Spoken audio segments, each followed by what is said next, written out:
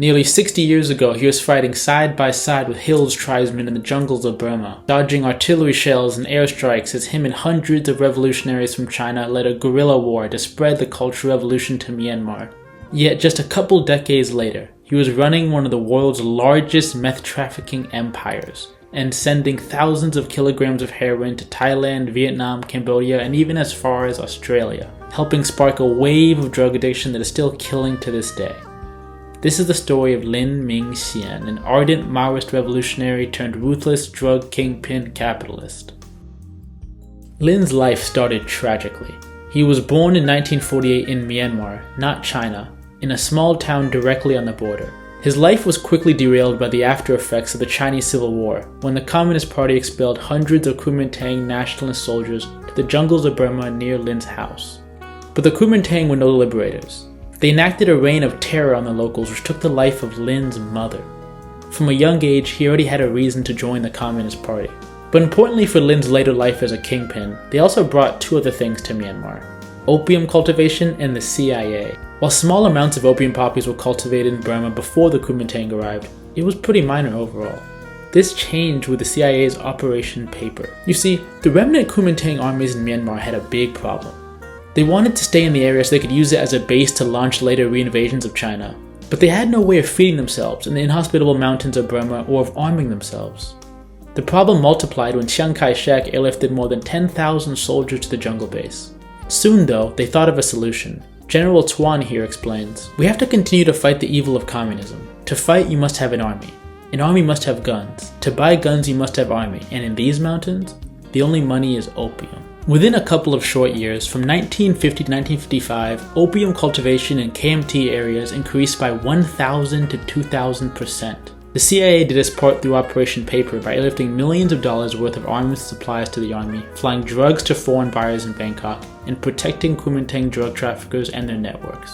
This is the world that Lin Mingxian was born into. But it didn't end there. While the Kuomintang and CIA transformed Myanmar into the provider of over 30% of the world's heroin at that time, that was only the beginning. In 1962, Myanmar's protracted ethnic problems exploded into a civil war, where tens of ethnic armies began waging wars of independence after Ne Win's military junta took control and ended efforts for racial unity. Like the Kuomintang, these armies needed guns, and the only way to get guns in these hills was to sell opium. Opium cultivation spread from just parts of Shan province to all over, plus Karen, Chin, and Karenni states. It went from just a tactic of the Kuomintang to the norm for almost every army. By this time, Lin Mingxian was in his late teens. All he had really known was the drug-fueled civil war that was engulfing Myanmar. Across the border, however, was something completely different. Mao and the victorious communists had been leading China for nearly 2 decades. The developments of the Cultural Revolution soon poured over the border. All across China, radical students were taking up Mao's call to revive the party, and were waging violent revolution against the party cadre and perceived reactionaries. Lin was swept up in the wave of radicalism, and friends said he earnestly believed in the Chinese Revolution and the potential for a Red Burma.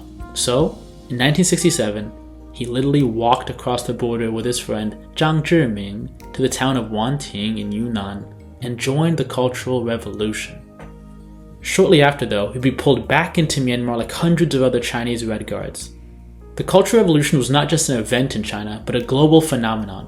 China had already been training the Burmese Communist Party, or CPB, in guerrilla warfare in camps in Yunnan, and in the late 60s, the party staged an invasion of northeast Burma from their base in China. In the spirit of revolution, they were not only armed and given supplies by China, but accompanied by hundreds of Chinese Red Guard volunteers to fight in the trenches alongside the guerrillas.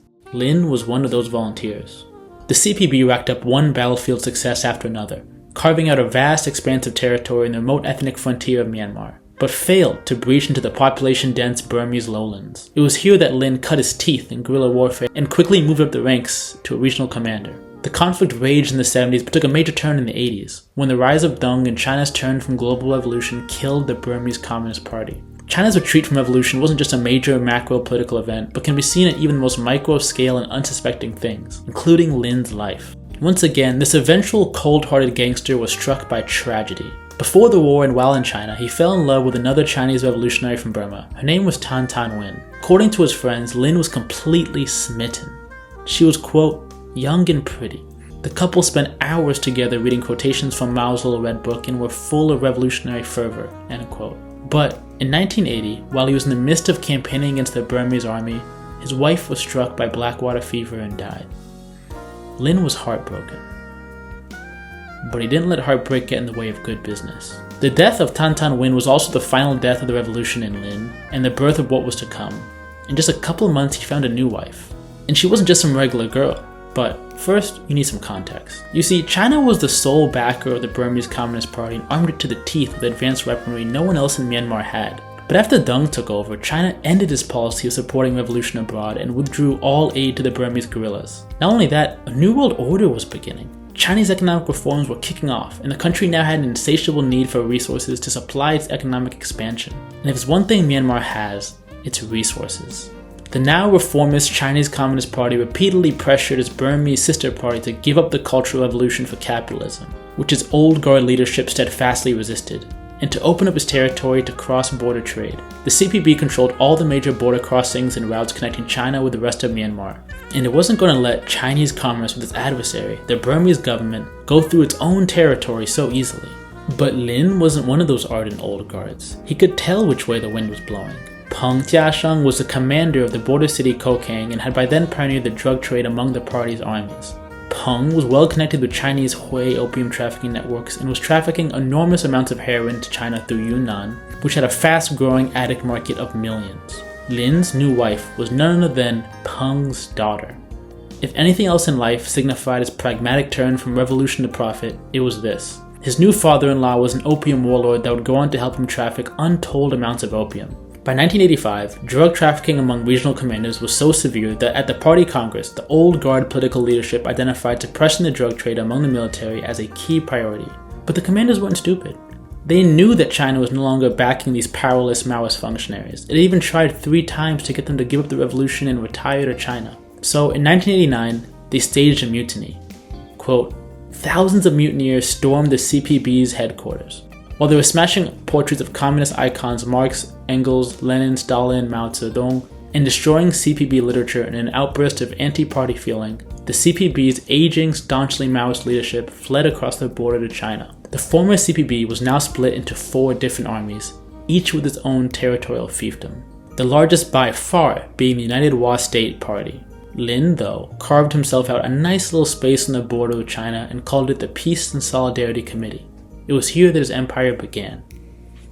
The mutiny of 1989 happened during a very important time in Burmese history.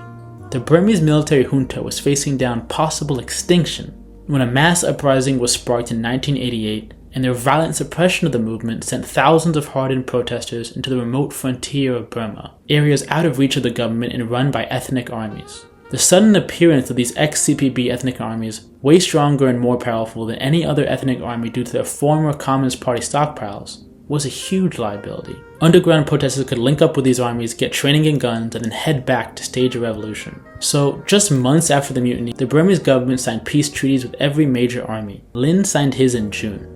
These treaties were simple, and what was left unsaid was the most important part. Deal whatever drugs and make whatever money you want. Just don't help the uprising. And that they did. Opium production in ex-CPB territories increased from around 500 tons annually to 2,000 tons by the mid-90s, and Myanmar was transformed into a narco-economy almost overnight. The government supplemented its crashing economy by opening the gates to recycled narco profits, letting ex-CPB armies invest tens if not hundreds of millions of dollars into real estate, hotels, casinos, infrastructure, and more. China's economic boom also meant narco profits flowed into lumber mills, banana plantations, mining projects, and just about anything needed to fuel the machine. It cannot be overstated enough that the 90s in Burma were a complete economic free-for-all, and it was all built on the back of laundered drug money. But Lin had a special role to play. By the late 90s and early 2000s, a lot had changed in the black market economy. Opium turned to meth, and the spread of organized crime-backed Chinese casinos in Southeast Asia, today a major issue, was making its first appearance. In these, Lin and his allies, the United Wa State Party, were pioneers. The international community in China in the mid-90s started putting lots of pressure on the ex-CPB armies to stop trafficking so much heroin. So they did, and they made a big show about it. Lin even hosted a bunch of foreign dignitaries for an opium burning ceremony and built a museum dedicated to the supposed end of the opium trade in his territory.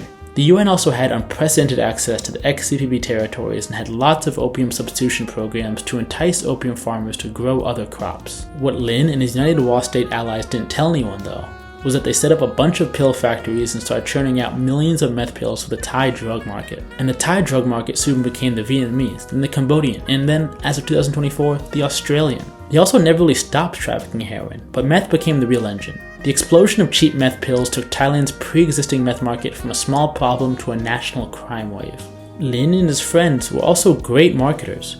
They created markets in Vietnam and other Southeast Asian markets where none previously were, and they made connections with organized crime networks to start sending pills to developed markets like Australia and the US, where a pill can go many times its Thai or Vietnamese street price. But his black market dalliances didn't end there. Things got so out of control in his border boomtown, Mong La, that it was a target of a Chinese military operation. Whatever you call it, the Chinese Vegas or Tijuana, Mong La was a big deal in the 90s and 2000s. Every day, thousands of Chinese people crossed the border to Mong La. You could take the edge off and gamble in one of Lin's casinos, since gambling is illegal in China, and throw thousands of dollars in per hand if you'd like. You could head to any of the open exotic animal markets and buy a rhino's horn or tiger's tooth. And the real sick bastards would head to the brothels openly advertising girls in their teens. But this place was costing China tens of millions of dollars. Whether private citizens gambling their savings away or corrupt Unionese officials stealing from government coffers, lots of money was flowing over the border for nothing good. So in 2005, China decided they had enough of it. The military crossed the border into Myanmar, destroyed most of the casinos, and temporarily shut down the border crossing. It was a clear message.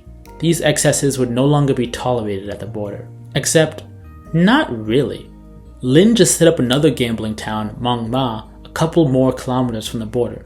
Then went on to fund Botan Golden City and the Golden Triangle Zone, both in Laos, which are essentially the same shit, different place. In less than a decade later, Mong La was basically back to normal. It even became a bit of a fad for Asia-based adventure journalists to write racy and sensationalized stories about their trips to Mong La in the 2010s. Through my recent chats with Mong La residents on Xiaohongshu, one of them actually laughed at me when I asked if the gambling economy had been in a downturn.